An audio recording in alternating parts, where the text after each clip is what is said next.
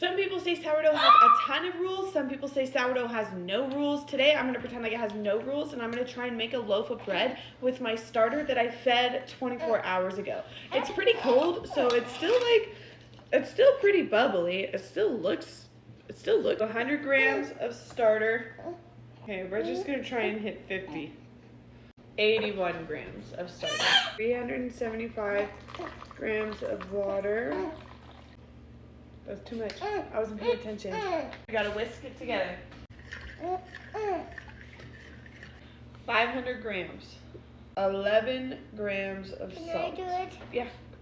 Some people add the salt in during the stretch and folds. I don't. Mix it now. Yeah, mix it, please. There we go. All right, now we have this like rough dough ball looking thing. It's definitely rough.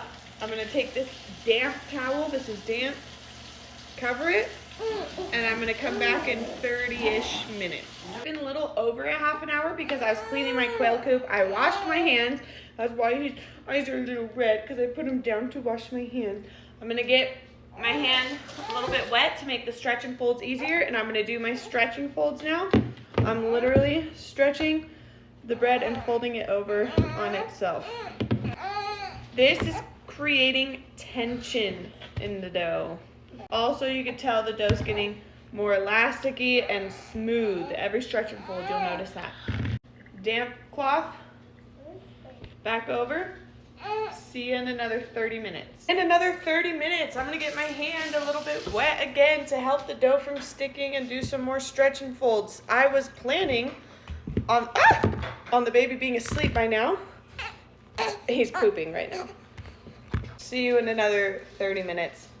Third stretch and fold, and we are still awake. Don't put your hand in there. All right, last stretch and fold, and then I'm just gonna let this bowl ferment on my counter all day. Every stretch when I'm going up, there's getting more tension. Now I've done a full circle, so if I try and keep going, I'm not getting as good of a pull. And that's kind of what you want. You want it to be getting tighter every stretch and fold. Come back for part 2 to see if it makes bread.